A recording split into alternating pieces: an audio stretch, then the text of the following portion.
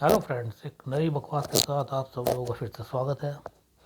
आज हम बात करेंगे अभी पिछले कुछ दिनों पहले ही संसद परिसर कह लो, पार्लियामेंट के अंदर कुछ यंगस्टर ने उसका अतिक्रमण किया, मतलब उसमें प्रवेश किया अनाधिकृत रूप से, जिस पर बवाल हुआ है काफ़ी और होना ही था। होने का कारण यह भी है कि जहाँ तक ये जानकारी प्राप्त हुई है कि जो यंगस्टर थे उनका मात्र जो उद्देश्य था वो एक प्रकार से सरकार की कुछ नीतियों के अगेंस्ट, जो खास मुख्य रूप से रोजगार से संबंधित हैं, उनके संबंध में एक सांकेतिक विरोध प्रदर्शन का एक तरीका था।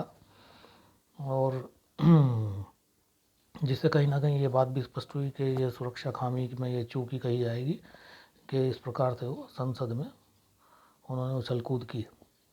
अब जहाँ तक इस विषय का सवाल है तो मीडिया ने तो पिछले कुछ दिनों में ऐसा दिखाया कि जैसे ये संसद पे कोई आतंकवादी हमला हो गया हो और उन लड़कों के सुराग और इस प्रकार की घटनाएं हमें नित्य प्रतिदिन दिखाई जाने लगी, जैसे कोई बहुत बड़ी टेररिस्ट एक्टिविटी हो गई हो।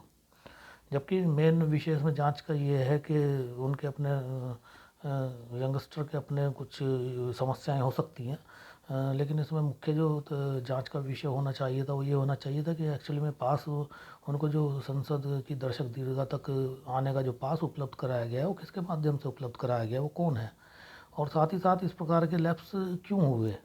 लेकिन हमारा सारा फोकस इस बात को बताने में लग गया कि ये जैसे कोई ये बहुत बड़ी आतंकवादी घटना हो गई है, जबकि किसी भी मामले में किसी भी जांच में जो प्राइमरी स्टेज होता है वो इंटेंशन देखी जाती है, इंटेंशन और वो पिछला बैकग्राउंड। अब यदि उन यंगस्टर का की इंटेंशन किसी आतंकवादी गतिविधि से संबंधित नहीं थी और ना ही उनका कोई ऐसा इरादा था, ना उनके पास कोई किसी प्रकार के हथियार मिले, तो ऐसे में मेरा मानना है कि सरकार को बड़प्पन दिखा के उन पर जो भी मिनिमम चार्जेस हैं या कुछ वार्निंग है देकर उनको छोड़ देना चाहिए। लेकिन फ़िलहाल की सिनेरियो में तो ऐसी उम्मीद करना असंभव बात है, क्योंकि अब तो हमें हर विषय को एक नए तरीके से सोचने के लिए हमको उकसाया जाता है, जिसमें हमें विदेशी साजिशें दिखाई जाती हैं, बड़े बड़े षड्यंत्र हम लोगों को दिखाए जाते हैं और हम देखते हैं। अब इसमें सबसे बड़ी एक अचंभे की बात यह हुई कि जब संसद में तीन महत्वपूर्ण bill, Indian evidence act, CrPC और आईपीसी के अमेंडमेंट एक्ट जो प्रस्तुत किए जा रहे थे, उस समय सरकार ने 145 सांसदों को निलंबित कर दिया। अब मैं ये समझता हूँ कि जब पार्लियामेंट में विपक्षी नहीं होगा तो फिर कानून को पार्लियामेंट में बनाने की ज़रूरत क्या है। फिर तो आप जो है कानून को अपना बनाइए, उसमें प्रधानमंत्री आवास पर बैठ के और उसे पारित कीजिए। संसद में विपक्ष का होना बड़ा महत्वपूर्ण है। ये हमने बचपन में बात पढ़ी थी कि एक स्वस्थ स्वस्थ लोकतंत्र के लिए मजबूत विपक्ष का होना अति आवश्यक है। लेकिन अब सरकार ने वो तीन बिल पास किए, विपक्ष का सदस्य ने उनको 100-150 सदस्य बाहर कर दिए। तो ऐसे में उस कानून के बनने ना बनने की क्या सिग्निफिकेंस बचती है। अब हमें तो ये भी नहीं पता कि उन कानूनों में किस प्रकार का जनता के लाभ के लिए आए हैं, जनता को और कठोर अनुशासन में रखने के लिए वो कानून बनाए गए हैं।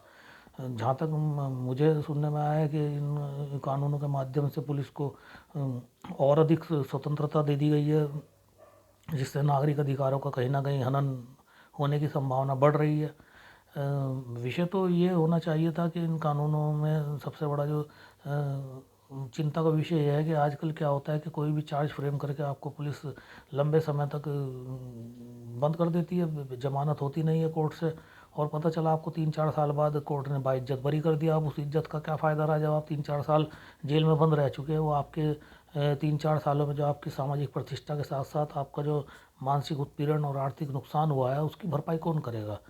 अगर 4 साल बाद कोर्ट आपको बता रही है कि आप जो है बाइज्जत बरी कर दिए जाते हैं, उस दौरान उसने जो जेल में समय काटा है उसका उसका जो है कंपनसेशन कौन देगा। तो सुधार तो ये होना चाहिए था, लेकिन ऐसा तो कुछ मुझे सुधार इस इन कानूनों में इस प्रकार का कोई नज़र आया नहीं। और बल्कि इस आपाधापी में ये जो यंगस्टर जो संसद में जिन्होंने घुसपैठ की है उसके आधार पर उनकी चर्चाओं को जो है बेवजह की तूल देकर इन कानूनों पे जो चर्चा होनी चाहिए थी वो सारी की सारी धूमिल हो गई। अब जनता का क्या है, जनता को तो जो है डंडा पड़ना ही पड़ना है। अब ये तो जनता को सोचना है कि हमें किस प्रकार से जो है बातों को सोचना है, सोचने का तरीका तो जाहिर सी बात है पब्लिक को ही बदलना पड़ेगा।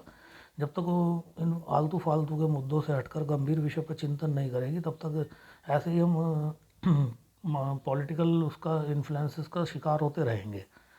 तो मेरा इसके माध्यम से सिर्फ यही बताना था कि ये जो जिस प्रकार की घटना हुई है संसद में यंगस्टर के प्रवेश की, इसको बेवजह तूल न देकर मेन इसके विषय पर जांच होनी चाहिए थी, जिसमें कि किस प्रकार से किसके पास के द्वारा वो लोग वहाँ पहुँचे, और इसमें विस्तृत चर्चा जो भी होनी थी वो हो जानी चाहिए थी। और उसके अलावा जो अगर उनकी इंटेंशन किसी प्रकार की ख़राब नहीं है, कोई क्राइम रिकॉर्ड नहीं है, तो उनको मिनिमम जो भी मिनिमम दंड है वो देकर छोड़ देना चाहिए। और जो 145 सांसदों का निलंबन है, इसका भी मैं एक पार्लियामेंट्री डेमोक्रेसी में मैं इसको एक अच्छा साइन नहीं मानता। एक प्रकार से मुझे लगता है कि हम लोग कहीं ना कहीं डेमोक्रेसी से ऑटोक्रेसी की ओर अग्रसर हो रहे हैं। हालांकि मेरे व्यक्तिगत विचार हैं, गलत भी हो सकते हैं, मैं इनके लिए कोई दावा पेश नहीं कर रहा, पर मुझे ऐसा लगता है कि किसी भी कानून को, जब भी कोई जनता के हित में कानून बनाए जाते हैं पार्लियामेंट के माध्यम से, उसमें पक्ष और विपक्ष दोनों का पर्याप्त संख्या में उपलब्ध होना अति आवश्यक है।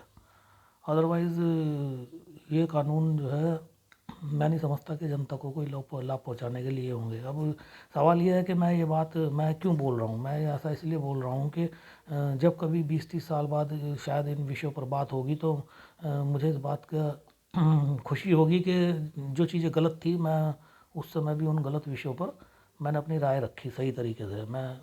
ये बस मेरा मंतव्य इतना है, बाकी समझना ना समझना तो लोगों का काम है, इसमें तो कोई कुछ नहीं कर सकता। धन्यवाद।